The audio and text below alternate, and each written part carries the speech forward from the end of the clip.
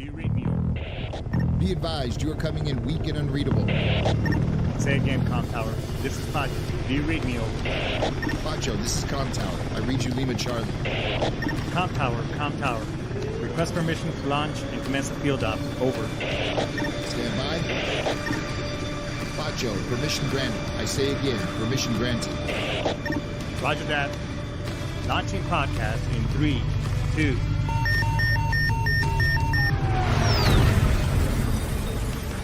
You are now entering the field up with your host, Pacho Correa, Chief Warrant Officer 3, United States Marine Corps retired. Get some. Hurrah!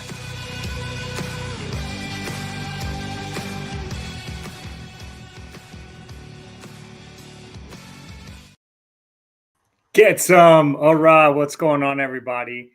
How's everybody doing? Friday night's Eve, baby Friday, but goddamn, it's almost the weekend, baby.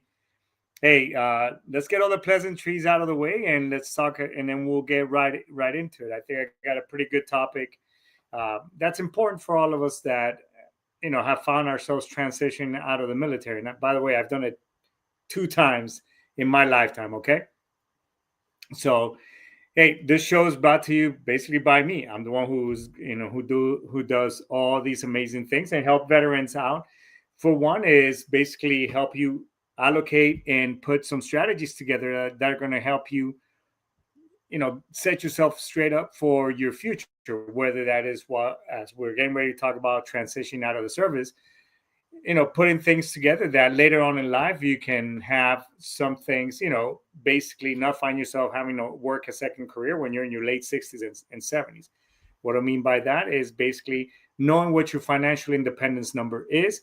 And that's what, and as far as paying yourself first, because a lot of you, as we, and here when I talk just a second about claims and benefits, a lot of you, maybe you're at 0%, 30%, 40% on your VA claims and benefits, but what are you going to do with that extra money once you get that desired outcome? Maybe you're going to be 100%.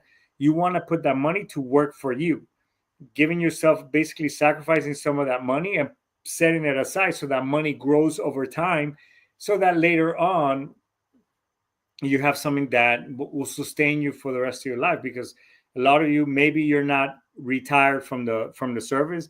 Maybe you're depending on your VA claims and benefits and that 401k that you're working at that job. So you want to have some things together that not only will help you, but also help your family in the event of your absence. So that's where I come in. At the moment, I don't get paid anything to do this show. So, but helping you guys out, as well as putting your VA claims and benefits and taking advantage of the PAC Act and all and the good things that are going on right now as far as for veterans claims and benefits. Take the time to do that, because at the end of the day, right now you may be at 20%, and I can help you. And by showing you how to reapply, maybe you got 10% the first time you did it, and you don't know what to do as far as moving forward.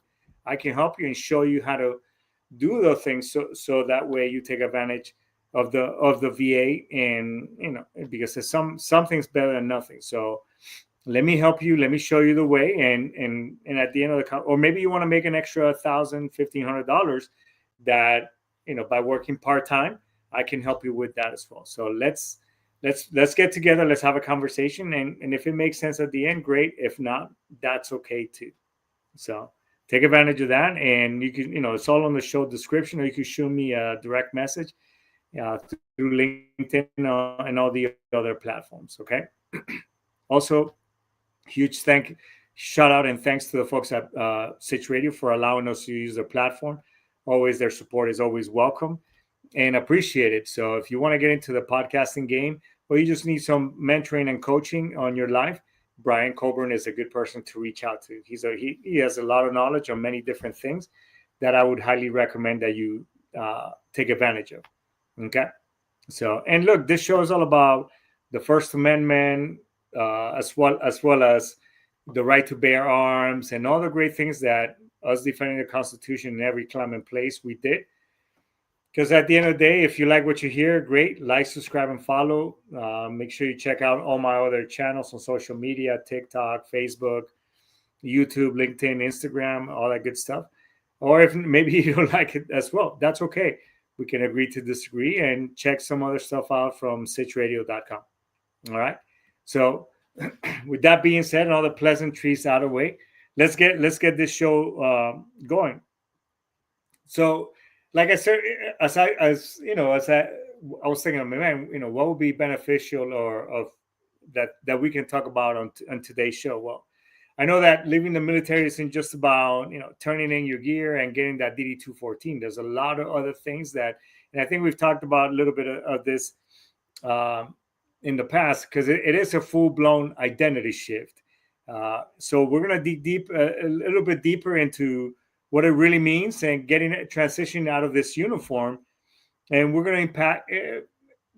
We'll unpack some of the emotional as well as financial and tactical realities of becoming a civilian again, or as some of us uh, jarheads that a nasty civilian. Uh, but in reality, how to prep. But we want to prep like a pro and be ready for that, because as I was just talking with my niece earlier today, she's about to turn 18. Life is gonna come at you like that, and it's gonna be really quick. Before you know it, you in one moment you were stepping on the yellow footprints, being uh, getting ready to get yelled at by your drill instructors. The next moment, 4 years, 10, 15 have passed, and you're already retiring and looking at your next venture. So you want to not only make that time count, but also make that transition as smooth as possible. So, we'll talk about some of the realities, and whether you're months out of separation and just kind of marinate on the idea. Let's talk about job hunting, how to shift your mindset, as well as how to avoid becoming another lost statistic, because it can happen. I mean, it does happen quite a bit. So, because there is a mental aspect and a mental battle that we go through, because we're thinking like, man, what now? What am I going to do? I'm taking off this uniform, and which you've been identifying with this identity from the moment you were indoctrinated, because it is an indoctrination process when we go through boot camp. We're getting yelled at by drill instructors, drill sergeants, whatever you call them in the different branches.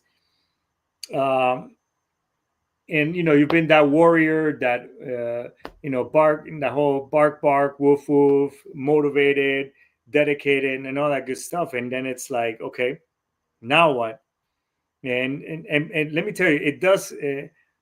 When you're there again, some of us may be able to transit, are already ready, like, oh, thank God, 4 years have gone by or whatever, and you're ready to move on. But I'm telling you, the majority of us go through this identity shift. Maybe not initially, because we're like, oh man, I can't, no more haircuts, no more. And by the way, I just got a fresh haircut myself today, kind of getting in that mindset from way back when I got out of the service. But it eventually it'll hit you like, oh wow, there's no more of this, no more of that. Wow, what and then especially those of us who are job hunting, and which we'll talk about later in the show. But it just civilian life isn't always as easy as we really tend to think. And it's just different. You got to learn how to things that are okay in our within our realm in the military are really not okay in the private sector. The way we talk is different. The way we address one another is different. The way we dress is completely different. And we've been, because I did it for 20 plus years. Going to work, in uniform with your belt and this, or in civilian attire, professional civilian attire, all these things. There are a lot of things that even at some jobs, some people show up in certain things that you're like, oh my God, did you just literally roll out of bed, or to come to work? Because I mean, I've seen it, and I was like, oh my God, what made you want to really wear those type of clothing? You know what I'm saying? So, it's just our civilian counterparts, and not to hate them for it, but they're just, things are just different in the private sector. And and the silent mental health toll of separating, as well as as it can actually take its toll on us, and we can spiral out of control. Like, oh man, I put in all this time into this. I feel like I'm not prepared. So my advice for as somebody that's not only have I separated from the service once, I've done it twice in my life. I did it as after my 4 years. Then I came back in, and I came back in not because out of need, like, oh my God, what am I going to do? Whatever. It just, I generally missed it. I wanted to get back into the uniform, but it took for me to get out as a civilian for like a year and some change for me to realize, hey, you know what? I do want to be a Marine and make this a career. That was okay for me. It's not okay for everybody. You know what I'm saying? So it will, so because of all that pressure, it can be easy to go into that rabbit hole, and let's compound it with maybe you've had some trauma from deployments from the past, whatever, that it can actually take its toll on us. So we want to make sure that we're okay and that we're prepared for that. And it's important to have a why before you get out. Okay. As these many years I've identified myself as a warrior, as a Marine, doing all these things. What is my next purpose? Trying to somewhat clearly define something, what my purpose or my why is. It'll help you out as transitioning out, because and it doesn't, and look, it doesn't have to be your family, it doesn't have to be your wife, your kids, whatever it is that gets you in that mindset to get out will help you, whether it's for you, whether it's for your next career, or whatever. And I think that DoD is gotten a little bit better, because it's getting people on the I forgot the name of the program that they have now, where service members can actually go kind of try out different types of job environments, where they can go work at a company without getting paid, because the Marine Corps is paying them. It's kind of like they're on terminal leave, but they're also working as civilians. So you can try out different, one of those different programs. So you can, okay, maybe I want to do this, maybe I want to do that, because it's just not 98. And if hopefully you've done financially where you've done things correctly, and hopefully you'll reach out to me so I can help you put those strategies together years before you get out, or maybe in a few months out. It doesn't really matter, where we can give you a cushion, where maybe you just want to decompress for a little bit, and because you don't want to, you feel like you need to not work for a while to just kind of get to know you, and maybe you want to go fishing. I don't know. Just do want to do those things, because it is and it is a paperwork gauntlet. Breaking down your DD-214 and what makes sense to catch before you sign it. You want to make sure that thing is completely solid, because once you want to make sure that all your training and all your training, all your deployments, all your awards and medals, you want, hopefully you've kept a paper trail throughout your career as to, and if you haven't, please, now is the time, and listen to this, is that, okay, make sure that all your awards, your meritorious letters of recommendation, all those things that are not on your service record book, make sure that you start throwing them in there, because at the end of the day, your personnel office or S1 makes mistakes. Your leadership in your company office and that company clerk are going to make mistakes.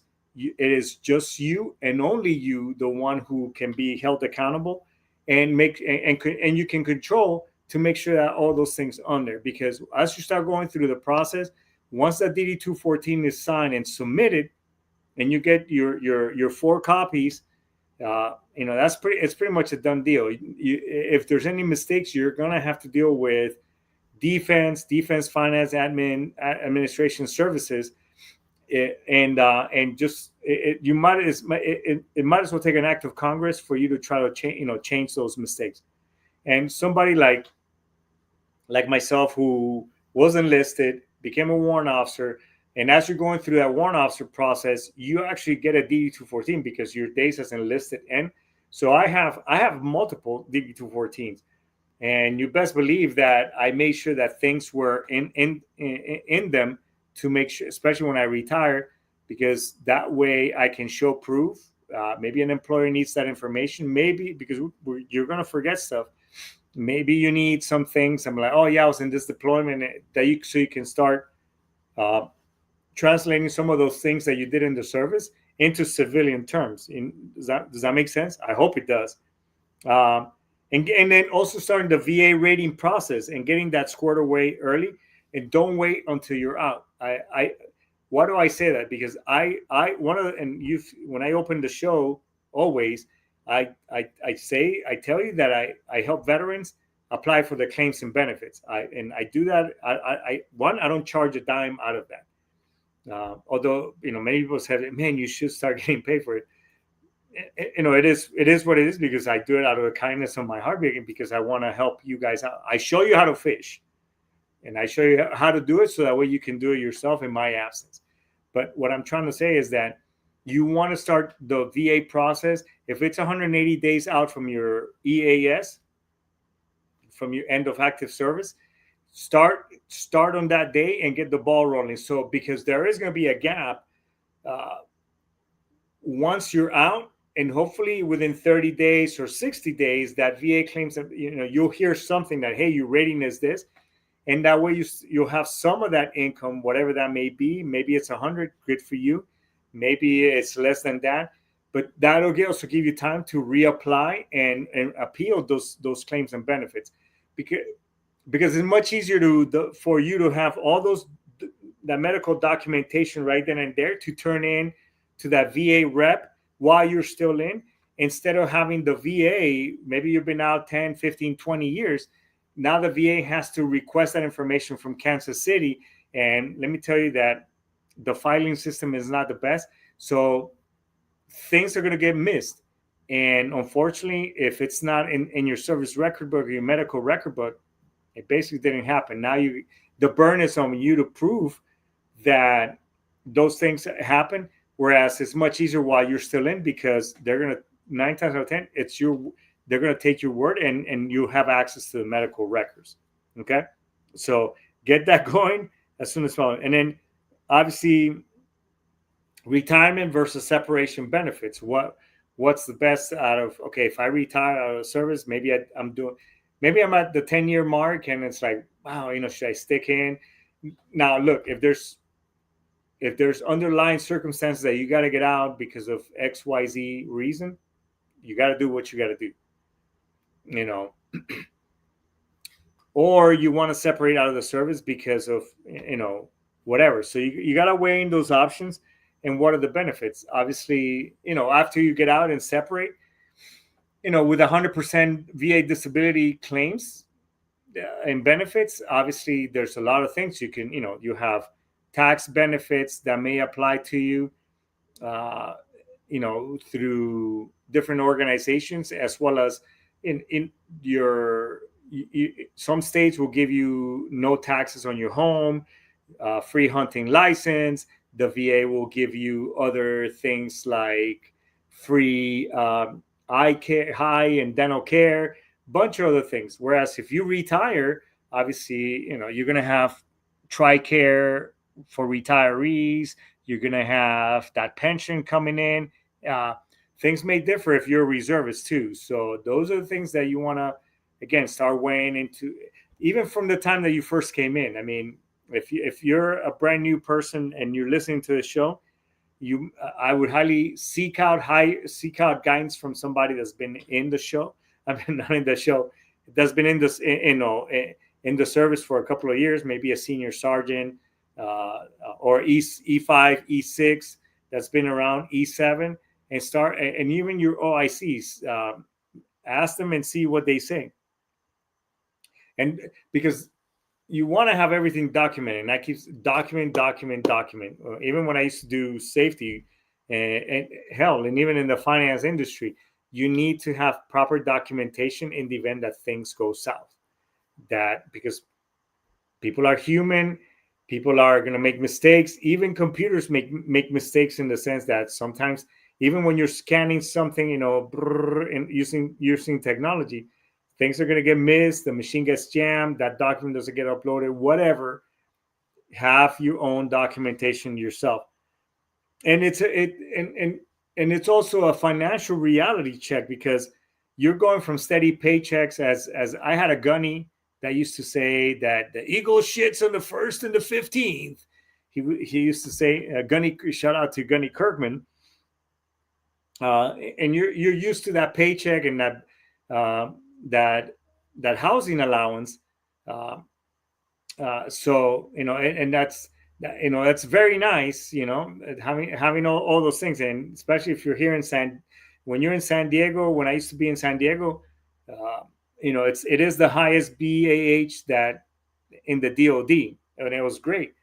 And now you move out, you go back to Podunky, middle of the USA. Now you don't have that. Then what? I mean, and we're used to that nice paycheck, and the times off too, and the holidays, the 72s, 96s, all those weekend passes. So you need to start learning how to budget. And a lot of people get turned off by the word budget. Uh, Not me anymore. I used to be like, man, because I do this for a living now, and I help people implement strategies and techniques so that transition is over, and learning how to pay yourself, and learning how to setting aside. And one thing that you're going to have to think about is that your thrift savings plan, your TSP that you've been putting into, don't leave it there sitting in the system, because you can't contribute, you can't do anything with it. If you have an emergency, you can't tap into it without having to go through a bunch of red tape and paperwork to get access to that money. Roll it over onto something like a like vehicle, like a individual retirement account, or IRA or IRA, as some people know it.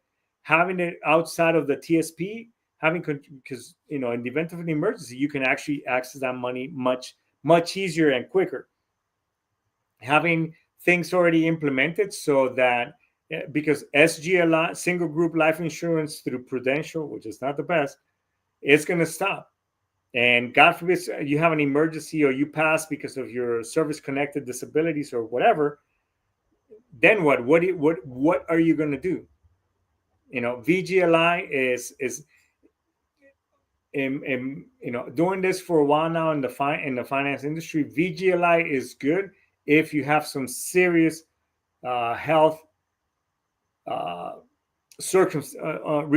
underlying circumstances. Other than that, there's plenty of other ways that you can protect yourself and protect your family, because you definitely want to continue that life insurance, because that is you're guaranteeing your family something that in the event that something happens to you, your family doesn't have to liquidate some of their investments. It's just something, excuse me, and it's just a minimal payment, and you want to do it while you're still in, because you're still healthy, you're still young, you don't have any underlying circumstances, and it's much easier to do that paperwork instead of doing it after. Okay.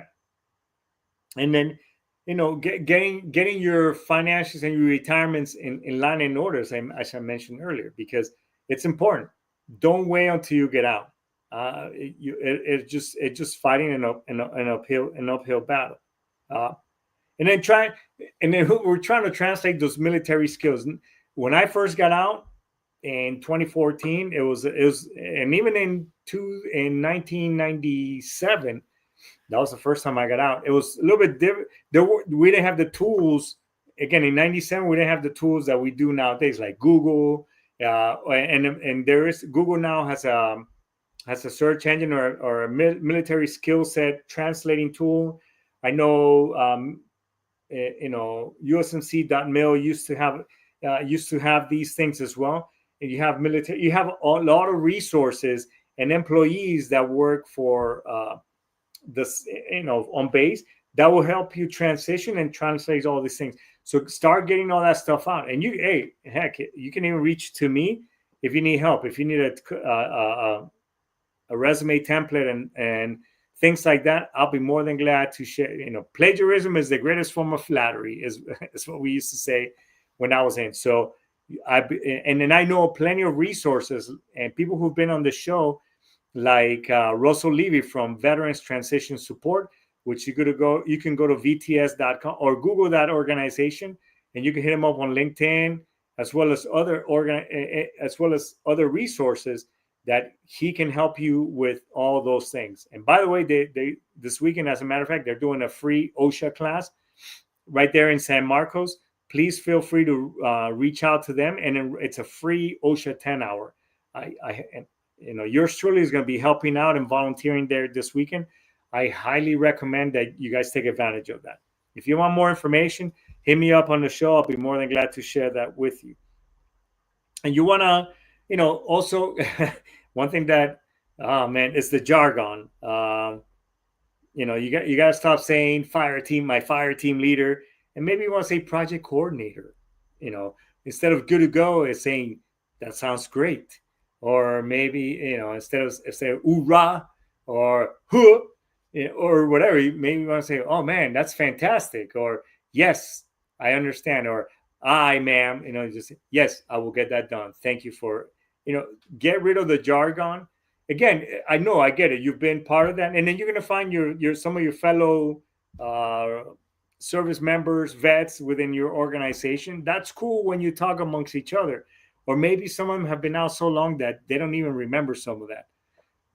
So, but do your best not to be that guy or gal that's like, oh, here comes, the guy who hasn't let it go. You don't want to be that individual. Save that for the VFW and the American Legion, or when you're having, when you're talking with your buddies from you were in, okay? And then you want to learn, using things, the language. Let me, I lost my notes here. Using resources like DOL, Skills Translator, as I just mentioned earlier, or O.net, that things like that. Skills Bridge is there you go. That's the organization I wanted to say. Skills Bridge. I think Skills Bridge is a great thing that the DoD is doing by allowing you go work at a company and kind of embedding yourself in the civilian sector so you can try different things out. I know plenty of fellow veterans who did that as they were transitioning out. It was in its bare infancy stages when I was in. I didn't take part of that, to be honest. I just wanted to kind of hang out and just kind of decompress for a little bit. And I know the crap out of my family back then, to be honest. And then understanding how civilians view leadership. It's completely different, as well as accountability and task management. So the days of you knife handing people and and yelling, those days are done and over.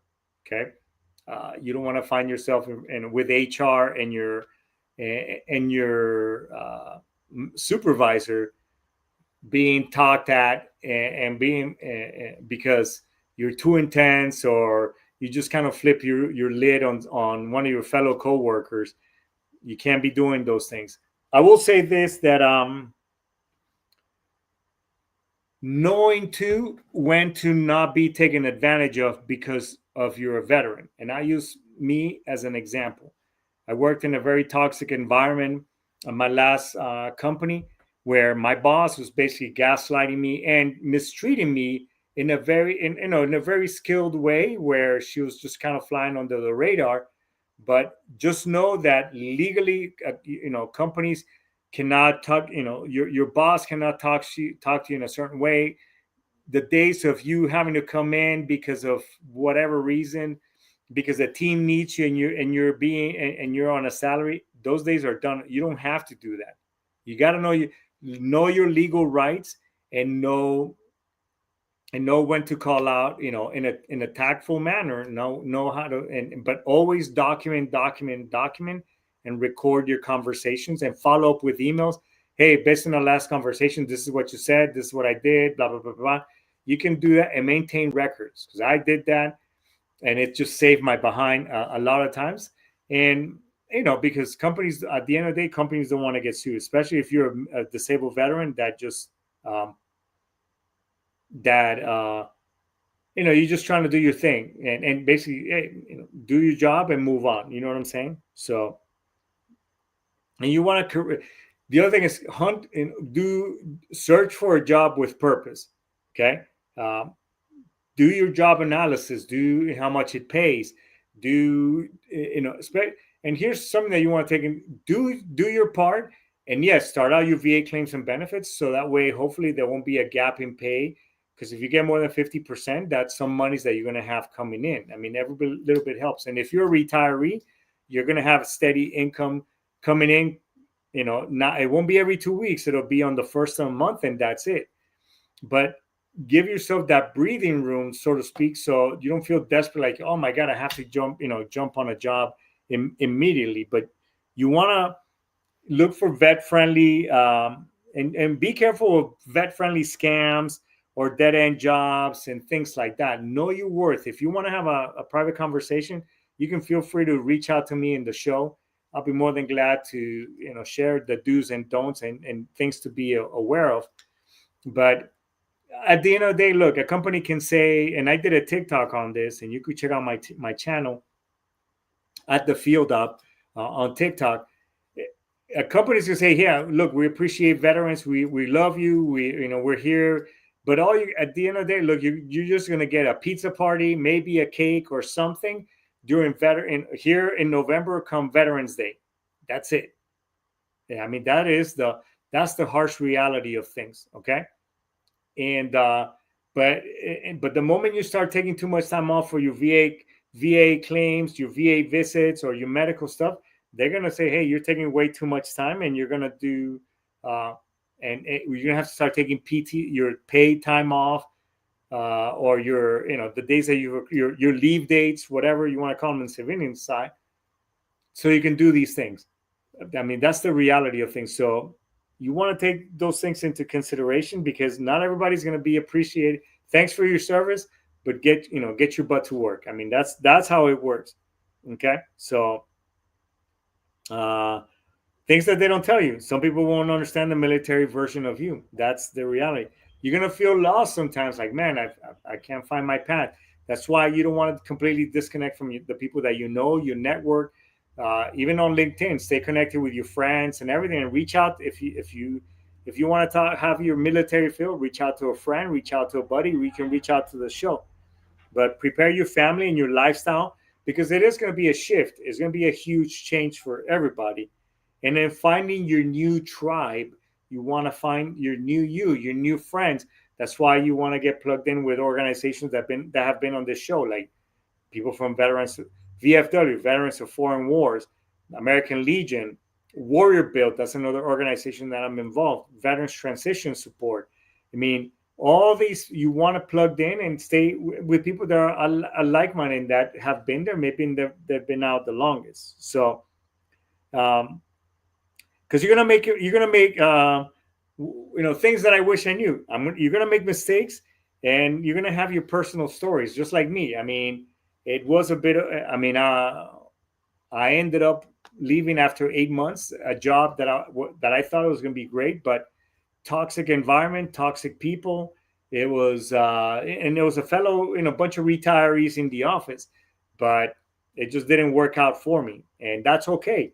And the more you realize what your net worth is and what your self-worth is, and what a company is going to pay you, the quicker you realize that. And again, if you need help with that, let me know, because I'll be more than glad to help you. And it's just going to alleviate a lot of things for you, so that way you don't get taken advantage of and take a job that's just not worth the real you. If I could do it all over again, what would I have changed? Maybe I would have, kind of started deciding a lot sooner what I was going to do after I got out. That's just, but I don't see those as bad things. I see those as lessons that have shaped things with where I'm at today. So And I wouldn't change that for the world. If you want to be an entrepreneur and you want to have I tell you what, it's having being able to dictate your own time, your own things, and spending time with your family. That is the best thing that you can do. I guarantee you that. Versus, because a lot of us get brainwashed or sucked into, I'm gonna, you gave your body, mind, soul, and spirit to the military, and you're still on that mindset, and you start applying it in the military, in the civilian sector. That's not going to get you anywhere. All that is going to do is they're going to take advantage of that and work you like a dog. And the moment you do something different, they're going to, hey, you've been doing this, what happened, blah blah, now you're fired or whatever. So it's you first, taking care of you, and then taking care of that job, and actually taking care of you, taking care of your family, and that job comes in last. So if you have any questions, if you want to bounce things off, you can always feel free to reach out to the show. I am hiring. I don't hire. Our company is expanding. Our company is looking for people. Our company wants to teach you and give you the skill sets that you can do something part-time, so that way you can do things on your own, under your own pen. Let me show you how you can actually learn and earn at the same time. And the training is all paid by us. There's no contracts, no commitments, none of that stuff. I mean, it is building something together for you, but at the end of the day, it's something that will give you the freedom of doing whatever the F you want. So hit me up. Let's have a conversation. Look, at the end, if it doesn't make sense, that's okay. Just say so. And maybe later on, maybe it might not make sense now, but it may make sense later on. But let me show you the possibilities of how you can do that. Okay. And look, if you've been ruminating, you feel alone, you feel like the world is collapsing, or the floor is collapsing from under you, give me a call. Let's have a chat. Maybe you want to talk to a therapist, military one source, Stryker, the VA hotline, but don't do anything stupid like taking your own life. Because at the end of the day, it's us and your family wondering what is that we can have helped you to prevent you from doing such a thing. So hit me up at the show, because you do matter and we do care about you. So I think this is a good time to index everybody. So with that being said, Ice Tomas, Dice the Key. I'll see you later. See you next week. All right, get some. Bye-bye.